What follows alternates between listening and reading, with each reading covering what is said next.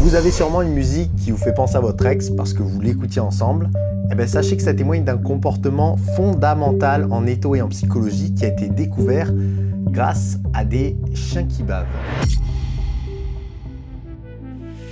Pavlov, un physiologiste russe qui a notamment gagné le prix Nobel pour ses travaux sur la digestion des chiens en 1890, il va découvrir par inadvertance que les chiens vont baver avant que leur nourriture soit présente, juste en entendant les pas du scientifique qui apporte leur gamelle. Et notre bon vieux Pavlov, il se retrouve très intrigué par ce comportement d'anticipation, qui va même d'ailleurs nommer psychic secretion. Et comme tout bon scientifique, il va réaliser une expérience avec une cloche. Tous les jours, avant d'apporter la nourriture au chien, il va faire sonner une cloche, qui est un stimulus neutre, c'est-à-dire qui à la base provoque aucune réaction, en tout cas n'est censé provoquer aucune réaction. Pendant les premiers jours, forcément, les chiens ils vont saliver en voyant la nourriture, mais pas en entendant le bruit de la cloche. Mais par la suite, il observe que les chiens commencent à saliver juste en entendant le bruit de la cloche, sans que la nourriture soit présente.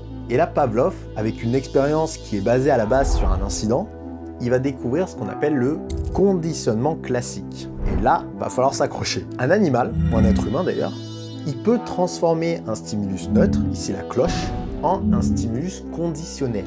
Conditionnel car il y a une condition d'apprentissage d'association qui va être ici la nourriture, qui est liée au bruit de la cloche. Et du coup, ce stimulus conditionnel provoque un réflexe conditionnel. Un réflexe à condition d'entendre le son de la cloche. Et ça, c'est un comportement beaucoup plus commun qu'on peut le croire chez les humains. C'est celui qui, malheureusement ou heureusement d'ailleurs, vous refait penser à votre ex quand vous écoutez une musique qui est à la base un stimulus neutre, mais que vous avez associé à cette personne. C'est aussi pourquoi boire de l'alcool ou boire du café, ça va donner envie de fumer aux fumeurs. Et donc une simple expérience sur un animal, une simple observation d'un chien qui bave, ça nous en révèle beaucoup plus sur le comportement humain qu'on aurait pu le croire à la base.